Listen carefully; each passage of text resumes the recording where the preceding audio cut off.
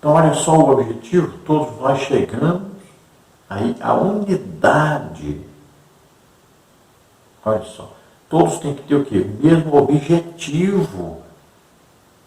A igreja tem que seguir um objetivo único. Todos têm que ter esse objetivo. Qual é?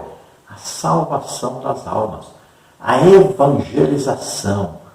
Toda a igreja, para estar unida, forte, crescendo sempre, tem que ter esse objetivo.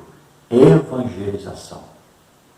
Se não tiver esse objetivo, não há nem união no corpo, nem paz e nem prosperidade da igreja.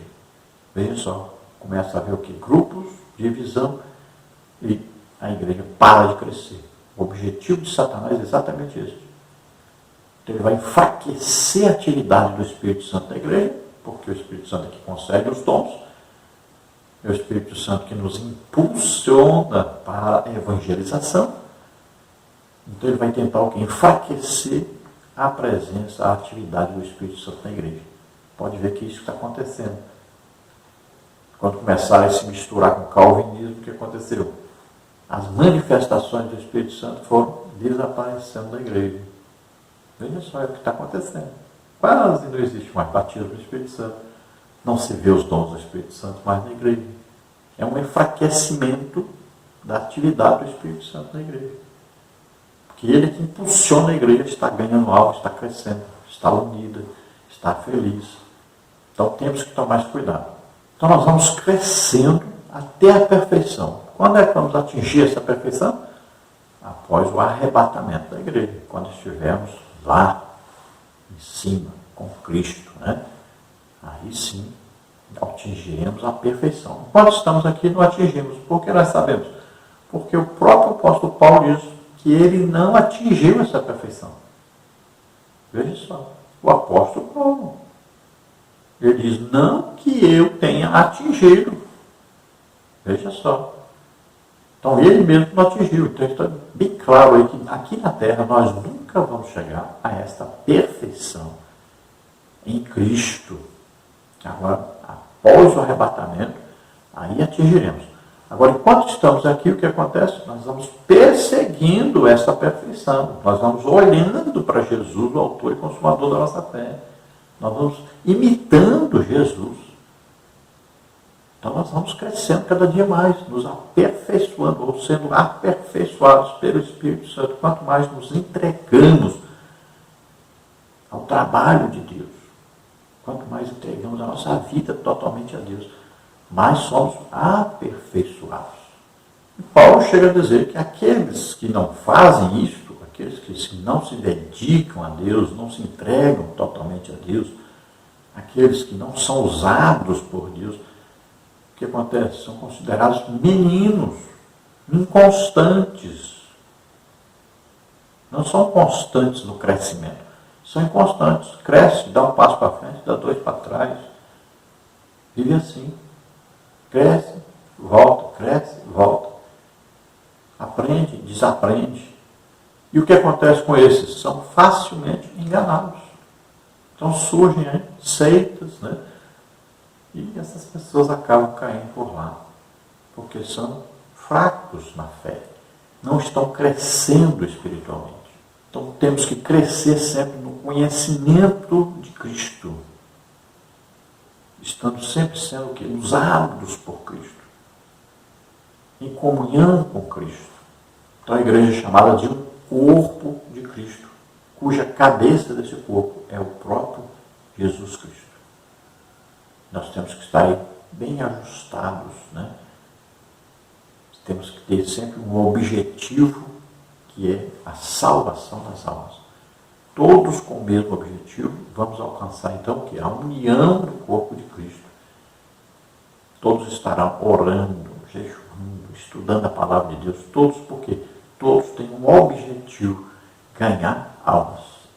Na introdução da lição, nós temos aí, a partir da lição desta semana, estudaremos os dons ministeriais distribuídos por Deus à sua igreja, objetivando desenvolver o caráter cristão da comunidade dos santos, tornando-o semelhante ao de Cristo, Efésios 4,13. De acordo com as epístolas aos Efésios e aos Coríntios, são 5 os dons ministeriais concedidos por Deus à igreja: apóstolos, profetas, evangelistas, pastores e doutores. 1 Coríntios 12, 27 a 29. Veremos o quanto esses ministérios são necessários à vida da igreja local para cumprir a missão ordenada pelo Senhor ante o mundo e, simultaneamente, crescer a graça e conhecimento de nosso Senhor e Salvador Jesus Cristo. 2 de Pedro 3,18. Mostrando a sequência de Efésios 4,11, iniciaremos o estudo pelo dom ministerial de apóstolo. Então, estudamos os dons do Espírito Santo. Agora vamos estudar os dons ministeriais, que são pessoas dadas por Cristo à igreja, capacitadas com aqueles dons que nós já estudamos, os dons do Espírito Santo.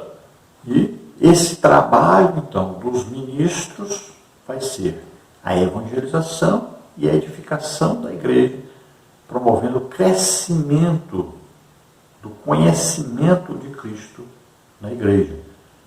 Então, tanto pela palavra de Deus, quanto pelos sinais, prodígios e maravilhas, os mesmos que Jesus fazia.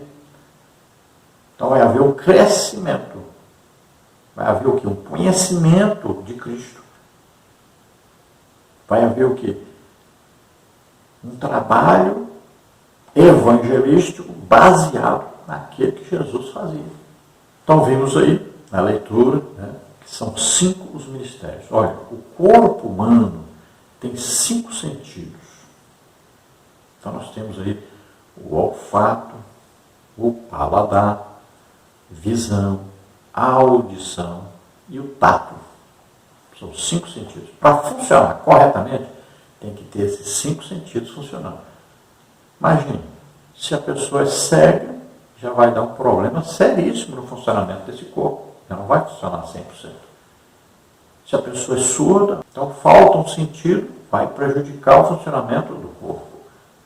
Então, não pode faltar nenhum desses 5 no funcionamento do corpo. Assim também a igreja. A igreja são 5 ministérios aí.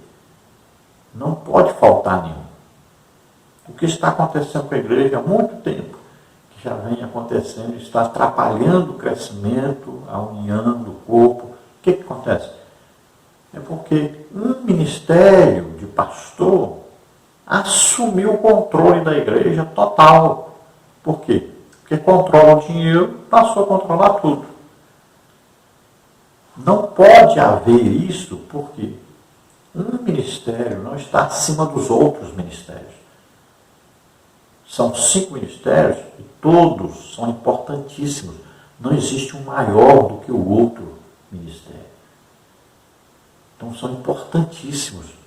Agora é preciso que não haja esse tipo de coisa que está acontecendo.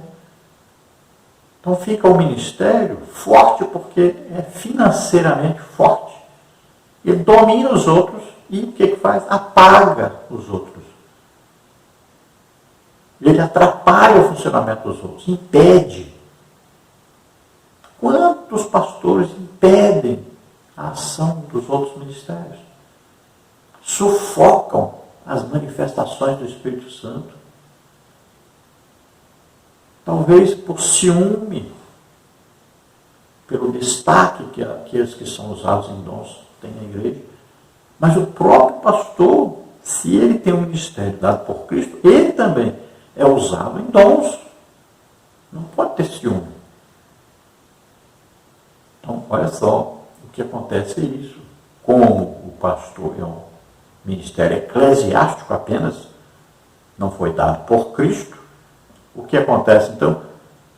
Para que outros ministérios não tenham também importância na igreja, a mesma que o pastor tem, ele começa a sufocar os outros ministérios, a impedir que os ministérios cresçam. E é o que está acontecendo na igreja. Jesus deu uma parada aí na igreja. Vamos começar de novo. O problema é que quando começa de novo, querem começar do mesmo jeito de antes. Não querem mudança de jeito nenhum. E aí o dinheiro da igreja, que era para ser usado em evangelização, e aí todos os ministérios juntos, trabalhando na evangelização, junto com o povo, o que acontece? esse ministério foi prejudicado, porque o dinheiro fica com o pastor, no controle do pastor, para enriquecimento do pastor. Não está sendo empregado em evangelização. Veja bem, nós éramos para ter a melhor televisão do Brasil. Nossa denominação, Assembleia de Deus, nós éramos para ter o melhor colégio, a maior faculdade, a maior universidade do Brasil. Éramos para ter o melhor hospital do Brasil, a melhor TV do Brasil, o melhor jornal do Brasil. Veja bem, são bilhões, bilhões que já foram recebidos. Onde foi parar esse dinheiro? Na evangelização é que não foi. Veja só. Então, precisamos que os 5 ministérios estejam ativos na igreja, estejam sendo ajudados na igreja, estejam sendo incentivados na igreja. 5 ministérios, não é um só. E ainda caímos no grande erro de chamar missionário de apóstolo.